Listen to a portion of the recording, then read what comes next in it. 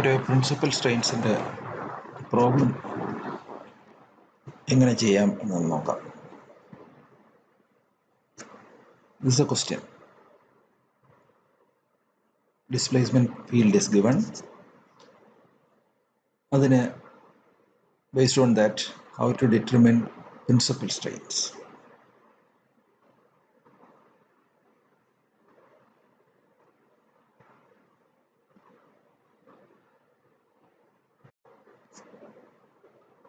First of all, we have to determine the strain tensor at this point. And then principal strains can be determined as done in the case of principal stresses.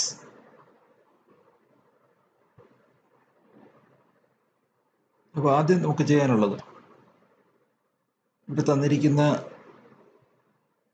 Displacement field ഈ equation നമ്മുടേതായ രീതിയിൽ ഒന്ന് modify ചെയ്യണം. ഇവിടെ അത് general ഇക്വേഷനായിട്ട് തന്നിരിക്കുന്നു. We can write it as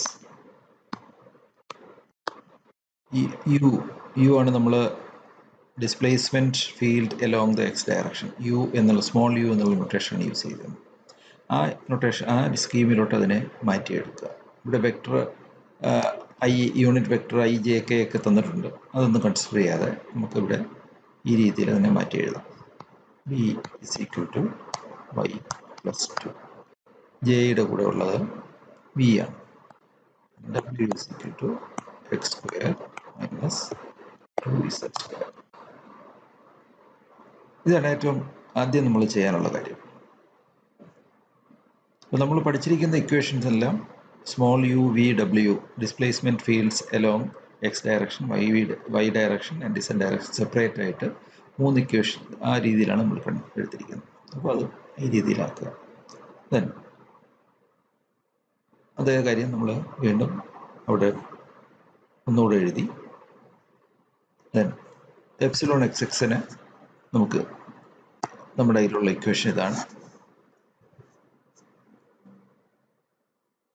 X square plus y അതിനെ with respect to x differentiate ചെയ്യാം. Partial differentiation. അവിടെ നമ്മൾ കൺസിഡർ ചെയ്യുന്നത് എക്സ് സ്ക്വയർ എക്സിൻ്റെ ടേംസ് എല്ലാം ആണ് ഡിഫറൻഷിയേറ്റ് ചെയ്യുന്നത്. മറ്റു ടേംസ് എല്ലാം കോൺസ്റ്റൻ്റ് ആയിട്ട് കൺസിഡർ ചെയ്യാം.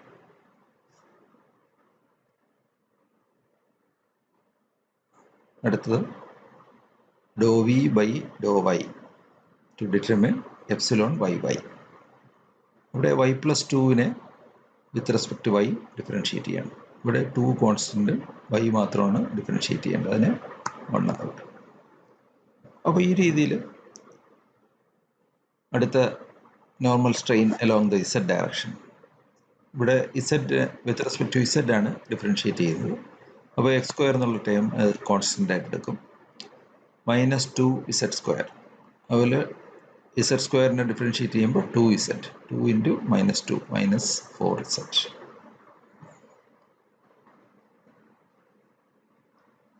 Gamma x y shear strain expression ഇതാണ്. അത് ഓരോ ടൈമും ആ രീതിയിൽ ടേക്കപ്പ് ചെയ്യാം. യുവിന് പകരം എക്സ് സ്ക്വയർ പ്ലസ് വൈ, വിക്ക് പകരം വൈ പ്ലസ് 2 ഡിഫറൻഷിയേറ്റ് ചെയ്യുക വിത്ത് റെസ്പെക്ട് ടു വൈ. അപ്പോൾ എക്സ് സ്ക്വയർ കോൺസ്റ്റൻ്റ് ആവും, വൈയുടെ ടേം മാത്രമേ വരത്തുള്ളൂ. ഇവിടെ വൈയും 2ഉം കോൺസ്റ്റൻ്റ് ആണ്. So 0 is a result.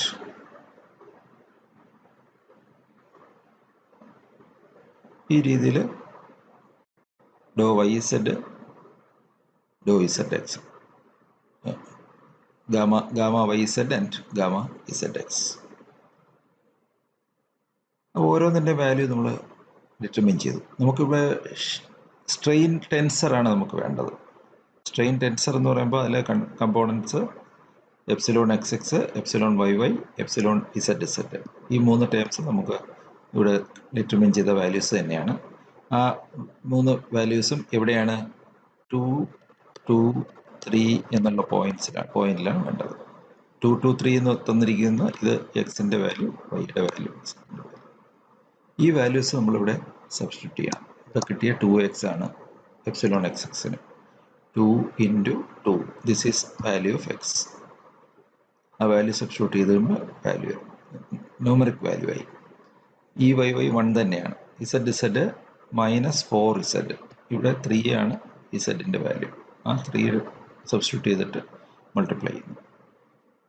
Then gamma x Y, അതിൽ നമുക്ക് ഇതേപോലെ വാല്യൂ സബ്സ്റ്റിറ്റ്യൂട്ട് ചെയ്യാം. 1 തന്നെയാണ്, ഇവിടെ 0 തന്നെയാണ്. ഇത് 2x, 2 into value of X. ഇനി നമ്മൾ ഗാമ എക്സ് വൈക്ക് പകരം എപ്സിലോൺ എക്സ് വൈ ആക്കണം. അതായത് സ്ട്രെയിൻ ടെൻസർ ഉപയോഗിക്കുമ്പോൾ എപ്സിലോൺ എക്സ് വൈ ആണ് വേണ്ടത്. That is given by half of gamma x y. അപ്പോൾ ഇവിടെ 1 ആയിരുന്നത് 0.5 ആകും. ഗാമ വൈ ഇസഡ് ഇവിടെ 4 ആണ്. വൈ ഇസഡ് 0 ആണ്. 0 will continue. Z x epsilon z x എടുക്കുമ്പോൾ divide by 4 divide by 2 will be getting 2. അപ്പോൾ നമ്മുടെ ടെൻസർ എഴുതാൻ സമയത്ത് epsilon x x 4, y y z z, ഇനി എപ്സിലോൺ എക്സ് വൈ 0.5, എക്സ് വൈയും വൈ ഇസഡും വൈ എക്സും എന്ന് തന്നെയാണ്. വൈ ഇസഡ് 0 ആണ്. എപ്സിലോൺ ഇസഡ് എക്സും എക്സ് ഇസഡും. അപ്പോൾ നമുക്ക് സ്ട്രെയിൻ ടെൻസർ ആയിക്കഴിഞ്ഞു. ഈ ക്വസ്റ്റ്യനിൽ നമുക്ക് പ്രിൻസിപ്പൽ സ്ട്രെയിൻ ആണ് കണ്ടുപിടിക്കേണ്ടത്. അപ്പോൾ അടുത്ത ലെവലിലോട്ട് നമ്മൾ പോകണം. സ്ട്രെയിൻ ടെൻസർ ചെയ്യാനായിട്ടാണ് ക്വസ്റ്റ്യൻ ചോദിച്ചിരിക്കുന്നത്. ഇതുവരെ നമുക്ക് ചെയ്താൽ മതി. അടുത്ത ലെവലിൽ നമ്മൾ സ്ട്രെയിൻ ടെൻസർ അവിടെ ഉണ്ട്. അതിനെ ബേസ് ചെയ്ത് നമുക്ക് സ്ട്രെയിൻ ഇൻവേരിയൻസ് ആണ് ചെയ്യേണ്ടത്. സ്ട്രെയിൻ ഇൻവേരിയൻസ് J1ൻ്റെ equation just like I1 equation തന്നെയാണ്. J1ൻ്റെ ഇക്വേഷൻ ഇവിടെ ഉണ്ട്. അത് ഉപയോഗിച്ചിട്ട് ആ കറസ്പോണ്ടിങ് വാല്യൂസ് അവിടെ സബ്സ്റ്റിറ്റ്യൂട്ട് ചെയ്യുക. ഈ 3 വാല്യൂസ് ആണ് നമുക്ക് ഉപയോഗിക്കേണ്ടത്. അപ്പോൾ അതിൻ്റെ J1ൻ്റെ വാല്യൂ കിട്ടി. J2ൻ്റെ എക്സ്പ്രഷൻ ഇതാണ്. അതിൽ ഓരോന്നിനും കറസ്പോണ്ടിങ് ആയിട്ടുള്ള വാല്യൂസ് സബ്സ്റ്റിറ്റ്യൂട്ട് ചെയ്യാം. അപ്പോൾ നമുക്ക് J2ൻ്റെ വാല്യൂ കിട്ടും. And this is for J3. അപ്പോൾ ഇവിടെ അരിത്മാറ്റിക് കാൽക്കുലേഷൻ മാത്രമേ ഉള്ളൂ. അത് തെറ്റിക്കാതെ ചെയ്യുക. ഈ ഇക്വേഷൻസ് 3 ഇക്വേഷൻ ഓർത്ത് വയ്ക്കുക. ഇനിയും കിട്ടിയ വാല്യൂസ് ഉപയോഗിച്ചുകൊണ്ട് ക്യാരക്ടറിസ്റ്റിക് ഇക്വേഷൻ എഴുതാം. ഇതാണ് ക്യാരക്ടറിസ്റ്റിക്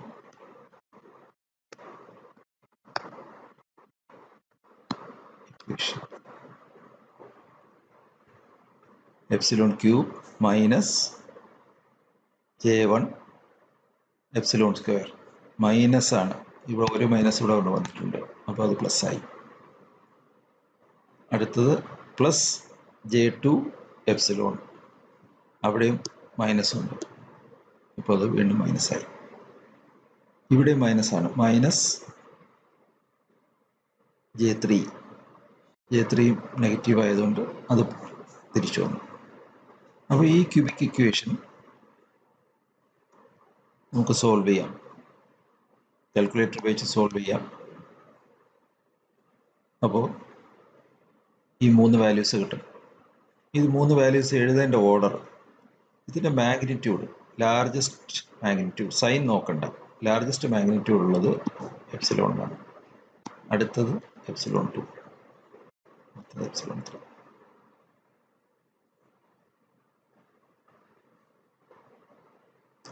ഇത് കിട്ടിക്കഴിഞ്ഞാൽ നമുക്ക് വേണമെങ്കിൽ ഒരു ചെക്ക് കൂടെ നോക്കാം.